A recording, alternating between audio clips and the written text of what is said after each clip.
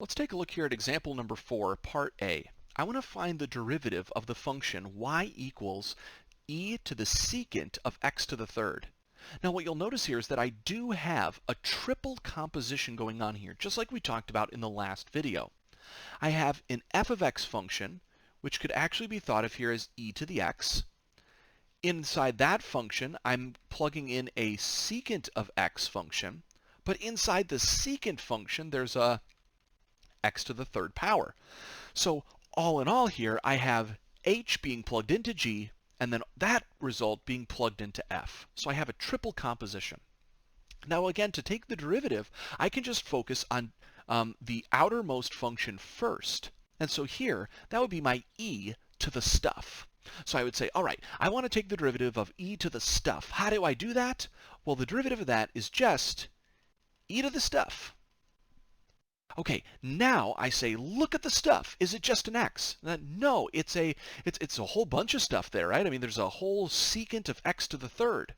And so I would say, all right, well then I'm going to have to take the derivative of the secant of x to the third power. That's what I'm going to have to do.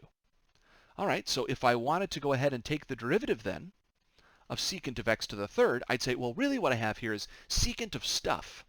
So how do I take the derivative of the secant of something? Well, according to my trig derivative rules, that's secant of stuff, tangent of stuff. And then I would look at the stuff. Is it just an x? No, it's an x to the third power. So I'd have to follow up with a derivative of that x to the third. And so all in all here, I'm going to get e to the secant of x cubed, and then my secant of x cubed tangent of x cubed. And then finally, the derivative of x to the third is 3x squared. So here's my result. And notice you can see in here, I kind of have my derivative of e to the x positioned here in the front, my derivative of secant of x positioned here in the middle, and my derivative of that h of x, that x to the third, positioned at the back.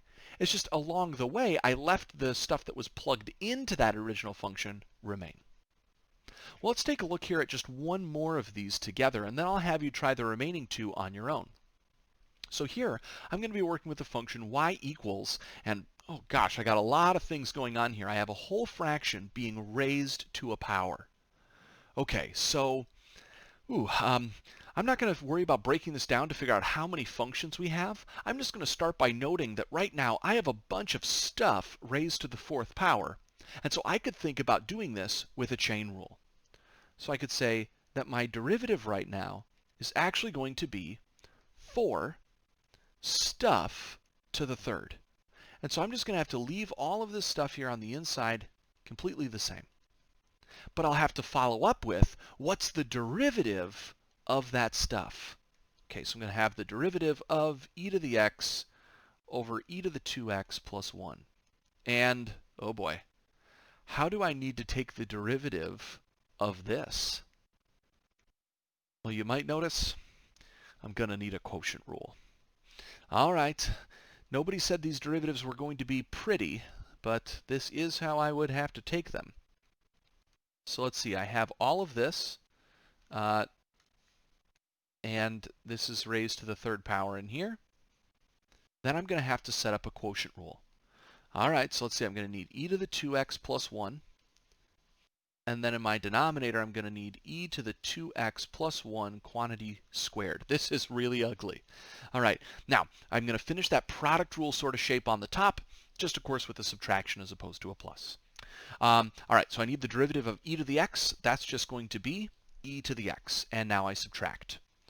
Up here, I'm going to leave my e to the x alone. And now I'm going to take the derivative of e to the 2x plus 1. Now here's where I have to start reevaluating again.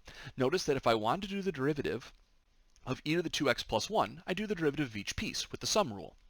The derivative of the 1 is easy. That's just going to be 0. But what's the derivative of e to the 2x? Well, remember, that's e to the stuff. So that derivative would be e to the stuff times the derivative of that stuff, which would be 2. So all of this is my big, horrible, messy derivative. And what you'll see is that oftentimes we have to combine lots of different derivative rules. We might have to combine the product rule or the quotient rule with the chain rule and our trig derivative rules and like a whole bunch of things all together in a single question. And that's totally fine. Things like that can happen. Now, there's probably a lot of additional simplifying that we could do with this derivative, but since that's not our focus here, I'll leave that for you to try to simplify up on your own if you choose. Otherwise, you can take a look at how I simplified this up in the notes online. Now, let's go ahead and take a look at the next page of the notes, where I'm going to have example part C and part D. Now, I want you to go ahead here and actually see if you can pause the video and work through part C on your own. And if you feel confident with your answer to part C, try to go ahead and take a look here at part D, where I ask a kind of more general question. And then, when you unpause the video, you'll see me work through the solutions. All right, well, hopefully you did actually go ahead and try both of these questions out. Now, part C here can be a little bit messy, but let's take a look at how we would do this. The first thing that I can note here is that I have two different things that are being multiplied together. So I'm probably going to have to start with a product rule, right? I have one thing, that's this piece, times another thing over here. So to take this derivative, I'm going to start by saying, let's say leave our 2x plus 1 to the fifth power totally alone, and let's focus on the derivative of the red stuff. Now I'm going to try to just write all of this out here without using my dx notation, without stating what I'm going to take the derivative of. I'm just going to jump right into the derivative calculation. So let's see. If I want the derivative of my red stuff here, I would notice that I have stuff to the fourth power. So I can do 4 times stuff to the third power. But then, look at the stuff. Is it just an x? No, it's not. So I'm going to have to go ahead and take the derivative of that inside stuff. So this would then be 3x squared minus 1 plus a 0, but I'm not going to bother to write that. Okay, so this is, notice, only the first half of the product rule. We have the blue stuff, and then we have the derivative here of all the red stuff. So now we're going to write things down in the reverse order. I'm going to leave my red stuff completely alone. So x to the third minus an x plus a 1 all to the fourth. And now I'll take the derivative of the blue. The blue stuff here is stuff to the fifth power. So that's going to be 5 stuff to the fourth. Then look at the stuff on the inside. Is it just an x? It's not. So I'm going to follow up with the derivative of that inside, which is just 2. So here it is. I can see that in each part here I have a derivative of blue stuff or derivative of the red stuff. Now there's probably a lot of simplifying that you could do here. One thing that you could probably notice that you could simplify is you have a lot of 2x plus 1s that are in common between each term, and you also have a lot of x to the third minus x plus 1s that are in common, and those can be factored out. Again, I'm not going to worry about doing that here, but if you're interested in trying to fully simplify this, you can check with the work that I did in the notes posted up online. Let's finally go ahead here and take a look at part D. Suppose that g here is a differentiable function, and n is just some numerical constant. How would I then find the derivative for something that looks like this? Well, if you attempted this question, you might have realized that this isn't actually as hard as it first looks. Sometimes questions like this can be a little bit scary because it doesn't look like there's, a lot to work with, right? Like we don't really have any numbers involved here. But I can still imagine what I'm working with. I have a bunch of stuff raised to a power. So I'll start with the power rule. I'll take my n, bring it down to the front, and lower my power to n minus 1. Stuff to the n, here's its derivative.